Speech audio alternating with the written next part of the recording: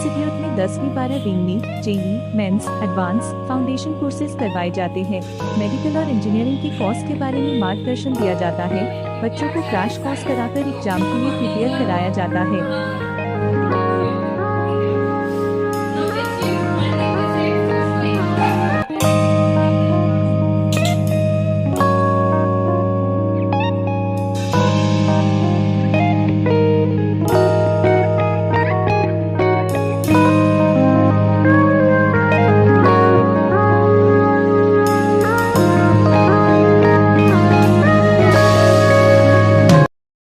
दर्शकों, इस वक्त हमारे समक्ष है विद्यालम इंस्टीट्यूट के डायरेक्टर हर्ष गिरी सर। गिरी सर, हमारे चैनल पे आपका स्वागत है। Thank you sir. हम आपसे ये जानना चाहेंगे कि जो आपके जो इंस्टीट्यूट है तो किस तरह के कोर्सेस यहाँ पे कंडक्ट होते हैं, उस बारे में थोड़ा बताइए। हमारे यहाँ पे 8, 9, 10, 11, 12 स्टेट सीबीएसई दोनों तरीके के क्लासेस लिए जाते हैं। उसके अलावा हम लोग फाउंडेशन के भी क्लासेस लेते हैं, JEE, mains, advance, NEET, UG के क्लासेस लिए जाते हैं। आजकल के बच्चों को मेडिकल या इंजीनियरिंग के बारे में बहुत क्रेज हो गया है, तो उसके बारे में हम लोग थोड़े से जागरूक करते हैं बच्चों को और उसके बारे में बताते हैं कि नीट करने से क्या फायदे होते हैं या इंजीनियरिंग करने से क्या फायदे होते हैं। अभी काफी बच्चों पे देखा गया कि कुछ शॉर्ट टर्म में भी जाते हैं क्रैश कोर्स में, राइट। या किस तरह से वो प्रिपेयर आप करवाते हो, किस प्रिपरेशन कोर्सेज होते हैं, उस बारे में बताइए। मेरे यहाँ पे जैसे हम लोग दिसंबर में अगर मैं बात करूँ तो 8, 9, 10, 11, 12 पांचों क्लासेस का हम लोग क्रैश कोर्स रन करते हैं, जो कि शुरू होते हैं 15 दिसंबर से। हर साल मेरे यहाँ पे क्रैश कोर्स होते हैं। तो क्रैश कोर्स में हम लोग 45 डेज रखते हैं। उसमें हम लोग पूरा स्क्रैच से पढ़ाया जाता है बच्चों को। मतलब अगर कोई बच्चों को अगर नहीं भी आ रहा होगा या समझ लीजिए कि उसने अभी तक स्कूल में कुछ पढ़ाई नहीं की होगी, तो भी उसको हम लोग जीरो से उठा लेते हैं एंड इतना कैपेबल बना लेते हैं कि वो अपने लाइफ में कुछ अच्छा स्कोर कर ले आने वाले बोर्ड्स के लिए। कई क्लासेस में देखा गया कि बच्चों को एडमिशन लेने से पहले एंट्रेंस भी करवाया जाता, तो उस बारे में भी आप लोगों को कुछ है क्या? आजकल एंट्रेंस जो चीज है उससे सिर्फ कैसा है कि एंट्रेंस से क्रीम बच्चों का क्राउड खींचा जाता है। क्रीम बच्चों का क्राउड बोलने का मतलब है कि जो बच्चे ऑलरेडी 95+ टॉपर्स है, उनको एज ए टीचर मुझे नहीं लगता कि उनको बहुत ज्यादा प्रेशराइज करके या उनको बहुत ज्यादा पढ़ाने की जरूरत पड़ती है। उनको सिर्फ एक पॉलिश की जरूरत पड़ती है। मेन चीज पढ़ानी पड़ती है जो एवरेज स्टूडेंट होता है। अगर एवरेज स्टूडेंट को हम अच्छे से पढ़ा दे, अगर एवरेज स्टूडेंट अच्छा स्कोर कर ले, वो एवरेज से एक्सेलेंट तक जाए, उस टाइम पे हम समझेंगे कि हमने कुछ अचीव किया है। जब हम विद्यालय इंस्टीट्यूट की बात करते हैं तो आप लोगों का किस तरह से सक्सेस रेट होता है, उस बारे में बताइए। देखिए, मेरे पास अभी मेरे क्लास को खुल के हो गए हैं करीबन 6 साल। तो मेरे अभी तक के बैच में मेरा अभी तक का 100% रिजल्ट आया है और हर बच्चे का मिनिमम 10% इंक्रीमेंट हुआ है अपने रिजल्ट्स में। ये भी देखा गया कि अभी जो बच्चे हैं फाउंडेशन कोर्स के अलावा जेईई, नीट, उनमें ज्यादा उनका क्रेज है। तो ऐसे बच्चों के लिए किस तरह से आप लोगों के विशेष कोर्सेज होते हैं, उस बारे में बताइए। अब देखिए, जेईई और नीट मेन बात होती है, अगर फाउंडेशन की बात करूं तो सब चीजें चलती है बेस से। अगर बच्चों का बेस अच्छा है, मजबूत है, तो ही आगे का जो भी ढांचा खड़ा होगा वो आगे का बेस के बलबूते पे होगा। ठीक है। अगर मैं बोलूं कि अगर मैं 7 स्टेज में, चाहे जेईई हो चाहे नीट हो, उसको मैं 7 स्टेजेस में पढ़ाता हूं। तो सबसे पहली स्टेज होती है उसकी बेसिक चीज। तो बेसिक में बच्चों को सारी चीजें पढ़ाई जाती है, जैसे कि बेसिक मैथ्स हो गया, बेसिक फिजिक्स हो गया, बेसिक केमिस्ट्री हो गया। हर चीज जो उनको 8, 9, 10 से रिलेटेड है वो चीज पढ़ाई जाती है। उसके बाद में उनको हम लोग रेगुलर 11th का कोर्स और जेईई का कोर्स करवाते हैं। उसके बाद होता है 11th का ही क्रैश कोर्स, जिससे जैसे कोई बच्चा अगर समझ लीजिए कोई टॉपिक के वक्त एब्सेंट है या कोई टॉपिक के वक्त वो भूल गया है कोई टॉपिक, तो उसको रिकॉल हो जाए। उसके बाद शुरू होता है उनकी टेस्ट सीरीज, फिर होता है 12th का स्टार्ट। फिर 12th में शुरू होने के बाद फिर आखिर में आने के बाद में फिर हम लेते हैं क्रैश कोर्स 12th का, फिर उसके बाद में टेस्ट सीरीज, फिर उसके बाद में जेईई का क्रैश कोर्स। तो इस तरीके से हम लोग उनको प्रिपेयर कराते हैं।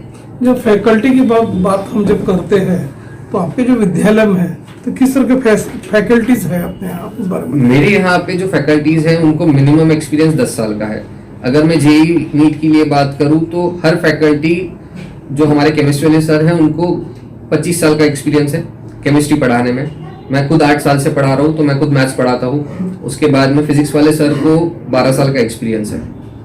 और इसके अलावा ये भी बताइए कि और भी कई क्लासेस चल रही है ये क्षेत्र में, तो उसमें सबसे बेस्ट, जैसा ये आपका विद्यालय में काफी चर्चित नाम है, तो किस तरह के आपके यहाँ पे गाइडलाइंस होती है, क्या स्टैंडर्ड है विद्यालय में, उस बारे में बताइए। देखिए सर, एक पहली बात तो ऐसी चीज है कि मैं खुद डायरेक्टर हूँ और मैं टीचर भी हूँ, तो उसका फायदा स्टूडेंट्स को होता है। अगर सिर्फ डायरेक्टर हूँ और मैं टीचर नहीं होता तो मुझे बच्चों की भावनाएं नहीं समझेगी, मुझे नहीं समझेगा कि बच्चा क्लासरूम में क्या कर रहा है, समझ रहा है उसको या नहीं समझ रहा है, कौन से टीचर से उसको दिक्कत जा रही है, कौन से टॉपिक में दिक्कत जा रही है या कौन से सब्जेक्ट में दिक्कत जा रही है। उस वजह से एक फायदा है कि मैं डायरेक्टर हूँ, मैं टीचर हूँ, और दूसरा एक ये है कि मैं खुद बच्चों से करवा लेता हूँ मेरे क्लासेस। अगर मैं कोविड के पहले की बात करूँ या कोविड के बाद की बात करूँ तो मेरे क्लासेस रात को 12, साढ़े 12, 1 बजे तक चले हैं एग्जाम टाइम पे। अब जैसे कि कोविड का पीरियड निकल गया, अभी जैसे पहले ऑफलाइन ऑनलाइन दोनों चलता था, अभी ज्यादा करके लोगों का जोर ऑफलाइन पे है, तो आप ये बताइए कि which is the best, online या ऑफलाइन? देखिए सर, हम लोग अगर ट्रेडिशनल एजुकेशन की बात करें, हर लोग आजकल ये बोलते हैं कि हर चीज अपडेट हो रही है, मोबाइल फोन अपडेट हो गया, कार्स अपडेट हो रही है, हम लोग अभी भी घोड़ा गाड़ी पे नहीं चल रहे, हम लोग बाइक लेके चल रहे हैं, साइकिल्स अपग्रेड हो रही है, गियर वाली साइकिल्स आ रही है, तो एजुकेशन में भी कुछ ना कुछ अपग्रेड आना चाहिए। बट क्या अपग्रेड लाएंगे? हम लोग गुरुकुल्स, हम लोगों ने देखा है कि जो हमारे जो सनातन धर्म था, हमारा जो हिस्ट्री थी, उसमें हम लोगों ने देखा है कि पहले से ही जो एजुकेशन चल रहा है वो गुरुकुल पैटर्न में चलते आ रहा है। बच्चों को अगर टीचर खुद प्रेजेंट है तो ही बच्चा पढ़ सकता है। आपने द्रोणाचार्य का एक कहानी सुनी होगी एकलव्य की, उसमें भी उसने फिजिकल टीचर को वहां पे बनाया, उसके बाद उसने पढ़ा। वो ये सिर्फ ये चीज सोच लिया होता कि मेरे दिमाग में है सर तो मैं पढ़ लेता हूँ, वो चीज नहीं की उसने वहां पे फिजिकली टीचर को वहां पे खड़ा किया, मीन्स उन्होंने उसकी मूर्ति बनाई एंड उसके बाद उसने वो चीज सीखी है। तो इस कहानी से मैं आपको एक सिंपल चीज बता सकता हूँ कि physical education is more important then online education. तो ऑनलाइन एजुकेशन में एक तो पहली बात किसी का ध्यान नहीं होता, ना स्टूडेंट का ध्यान होता है, ना टीचर का ध्यान होता है, ना उसके खुद पेरेंट्स का ध्यान होता है। तो online education is like waste, उसमें कोई फ्यूचर नहीं है। आप देख रहे हो बड़े बड़े इंस्टीट्यूट्स आज जो ऑनलाइन पढ़ा रहे थे वो खुद ऑफलाइन में शिफ्ट हो गए हैं। शहर विदर्भ के दर्शक विद्यालय इंस्टीट्यूट के डायरेक्टर मिस्टर हर्ष गिरी को डायरेक्ट लाइव देख रहे हैं। इवन आपके एकेडमी का एड्रेसेस और फोन नंबर हमारे स्क्रीन पे लाइव दिख रहा है लोगों को, उसे देख के वे आपसे संपर्क कर सकते हैं। जरूर। तो हर्ष सर, चलते चलते हमारे दर्शकों को आप ये भी बताइए, जो पालक वर्ग है और जो स्टूडेंट्स है एक तरह से कंफ्यूजन में है, उनको ऐसा लगता है कॉर्पोरेट सेक्टर की एकेडमी अच्छी है या ट्रेडिशनल अच्छी है, तो आप ये बताइए कि which ever is the best? देखिए सर, मैं एक चीज आपको बता रहा हूं कि भीड़ में सब लोग जाएंगे कोई मतलब नहीं है, भीड़ में तो भेड़ चाल हो जाती है। हम लोग शेर को देखते हैं, शेर हमेशा अकेला चलता है, तो झुंड हमेशा कम जीतता रहे।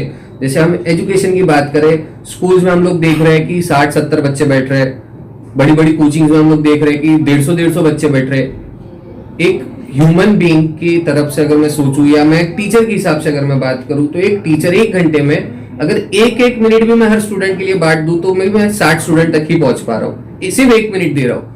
तो मेरे हिसाब से एक मिनिमम बैच साइज होनी चाहिए 30 to 35 की, सो दैट मेरा हर स्टूडेंट की तरफ ध्यान रहे, मेरा पढ़ाना प्रॉपर हो और मेरी हर चीज हो। 150 बच्चे जब पढ़ रहे हैं एक क्लास में तो उसमें सिर्फ 30 बच्चे अच्छे से पढ़ रहे हैं, बाकी 120 बच्चे जो पीछे बैठ के मस्ती कर रहे हैं, उनकी लाइफ वहां पे स्पॉइल हो रही है। विद्यालय इंस्टीट्यूट का ज्यादा से ज्यादा स्टूडेंट से पालक वर्ग ने, अब जबकि समर वेकेशन चल रहे हैं, लाभ लेना चाहिए, तो आप उनके लिए आपका क्या मैसेज होगा? देखिए, अभी अगर बच्चे अभी ज्वाइन करते हैं तो उनको वो चीज का बेनिफिट होता है कि ऑफलाइन एजुकेशन मिलेगा, बेसिक्स उनके क्लियर हो जाएंगे समर वेकेशंस में, उसका फायदा उनको आने वाले जो एकेडमिक ईयर है उसमें होगा बच्चों को।